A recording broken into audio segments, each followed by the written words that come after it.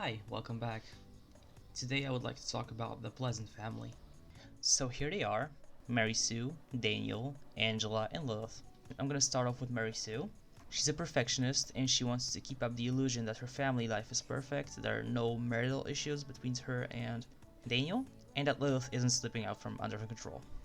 She's a snobby, jealous perfectionist, and she likes research and debate, cooking and painting. She doesn't like fitness. She likes easy listening, summer strut and focus music, but she doesn't like metal, pop, or romance. And she likes brown, gray, and white. She's a workaholic, which means that she tends to neglect her family, mostly her husband. And she has a pristine reputation because once again, she likes to keep up appearances, and she does pretty much everything for show. She also has a communications degree and a history degree. And she's a campaign intern. Daniel, on the other hand, is outgoing, active, and romantic. He likes fitness, he likes strange tunes, alternative, and he doesn't like pop and metal music. And he likes blue and brown. He is energetic and hungry for love, which sort of conflicts with Mary Sue's lifestyle. Because she's a workaholic, she's often at work, so he looks for love elsewhere, and namely with the maid, Kaylin Langrak. He has no reputation, and he has a basic biology degree which helps with his job. He's a personal trainer.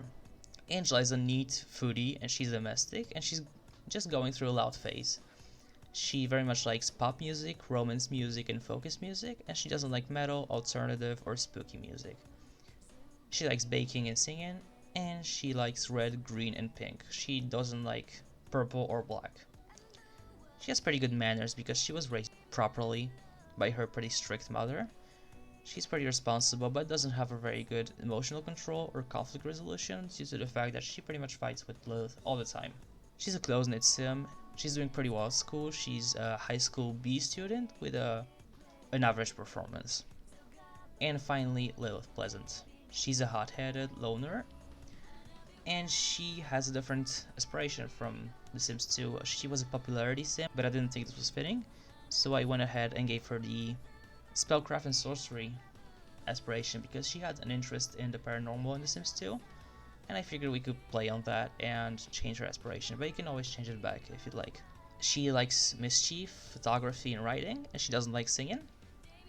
She likes alternative music, spooky music, and metal music, but she doesn't like easy listening, pop, or romance music. And she likes red, black, and purple, and doesn't like green or pink. So she and her sister pretty much clash when it comes to tastes. Well, the rest of her family doesn't like her music tastes as well, so they tend to disagree a lot.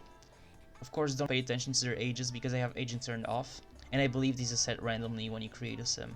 She has no responsibility or conflict resolution, but she has okay manners because she's not a bad sim by any means. She has the adrenaline seeker lifestyle, and she has none to negative reputation. She doesn't care about school and she doesn't do very well. She's an F student. You can always change that before she goes to college if you'd like to send her to college. For the outfits for Mary Sue, I wanted to go for a bit of a Brie Van de Kamp vibe, but she retains some of the Max's original outfits. Daniel is mostly the same. He just has the same palette, but style-wise he doesn't have anything special going on.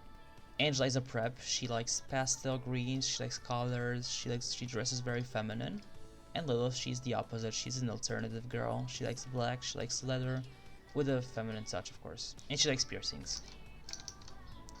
Now, something else I wanted to talk about was their profiles, because I went in and added some depth to them. If we take Angela and open, say, Mary Sue's profile, you can see that there's a degree of storytelling that I tried to include, because of course this shows her traits and her likes and dislikes as well as her career and education, but there's also these parenthood relationship bits which usually appear when a teenager ages up into a young adult, but I wanted to include them now to add this layer to my storytelling. As you can see, for instance, Angela is friendly with Mary Sue, but she also sees her as a commanding presence, so this is and there's a neutral relationship and a lot of discipline. Now when you go to Lilith and you open Mary Sue's profile, you can see that they are disliked, they don't like each other at all, but she also sees Mary Sue as a punishing parent, which is a negative relationship with a lot of discipline, because Mary Sue is a pretty stern mother, especially to Lilith.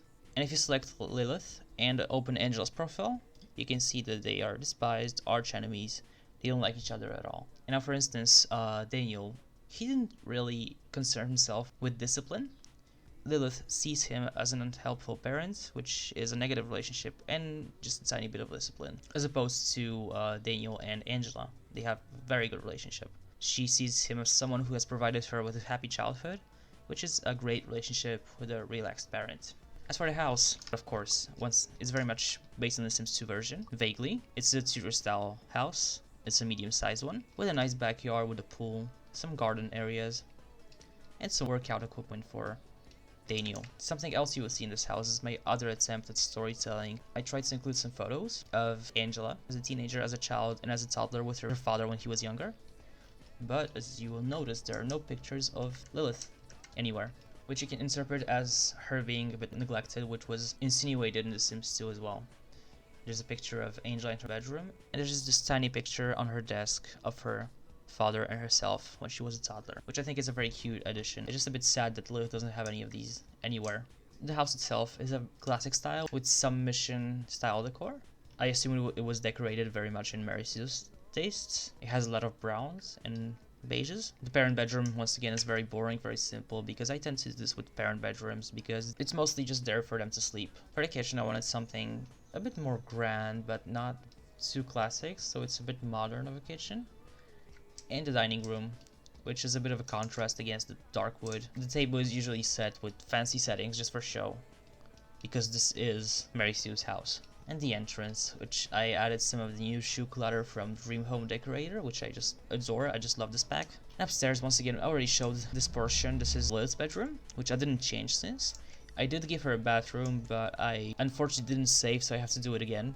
I just noticed this. But she had a tub and a toilet, and obviously a sink. She didn't have much, as opposed to Angela, who has a whole jacuzzi in her bathroom. Her bedroom, again, is huge.